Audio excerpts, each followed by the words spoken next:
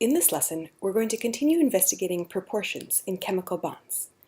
We're going to start with something you're all familiar with, table salt. Now, salt is the chemical sodium chloride. And sodium chloride is made of the two elements sodium and chlorine.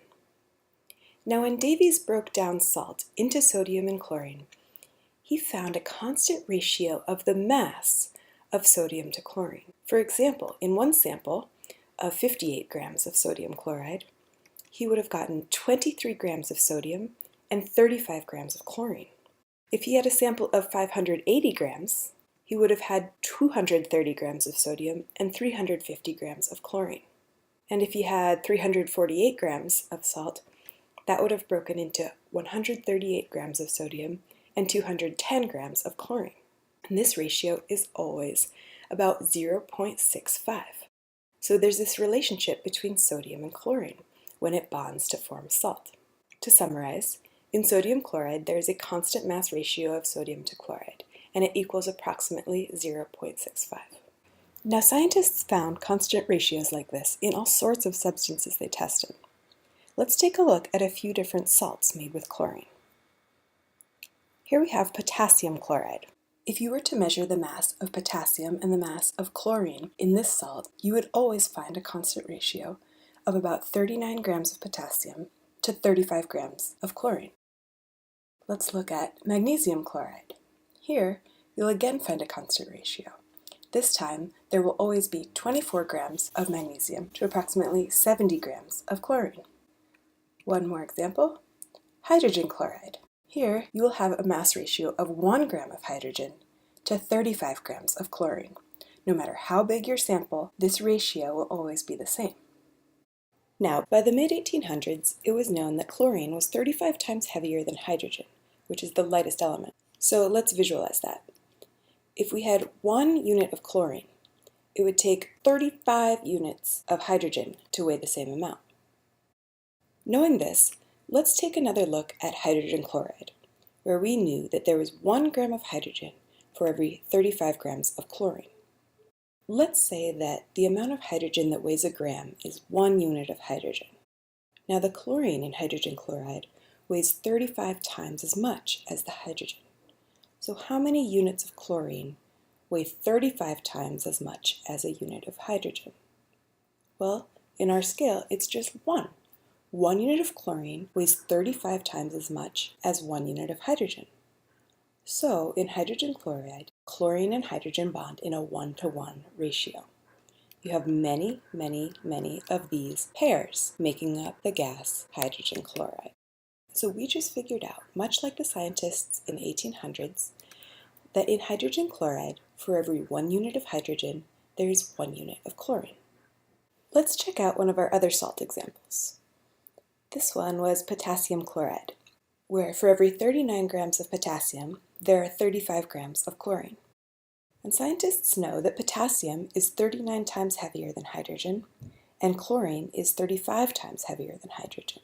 So this ratio of masses matches up perfectly with the ratio we saw in the mass of potassium to chlorine in the salt. So therefore, in the salt, we know that 1 unit of potassium bonds with 1 unit of chlorine, much like we saw in hydrogen chloride. So to summarize that, in potassium chloride, for every 1 unit of potassium, there is 1 unit of chlorine. You'd find the same pattern with table salt, or sodium chloride. Sodium is 23 times heavier than hydrogen. So in our first example here, where we have 23 grams of sodium, that would be 1 unit, because it weighs the same as 23 hydrogen units. And where we have 35 grams of chlorine, that also is 1 unit. So they bond in a 1-to-1 ratio. In our second example, where we have 230 grams of sodium, that's the same as 10 units, or 10 times 23.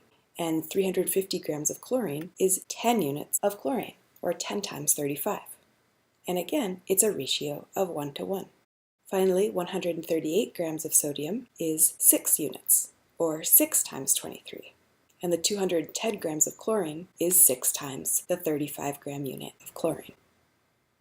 So no matter how many units you have, there's always a constant unit ratio of sodium to chloride, which equals 1.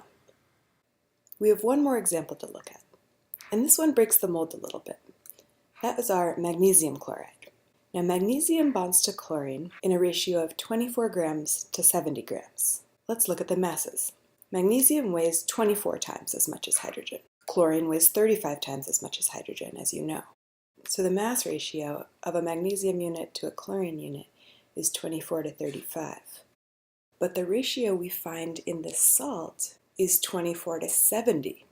Well, let's think about this. So there's 24 grams in this ratio.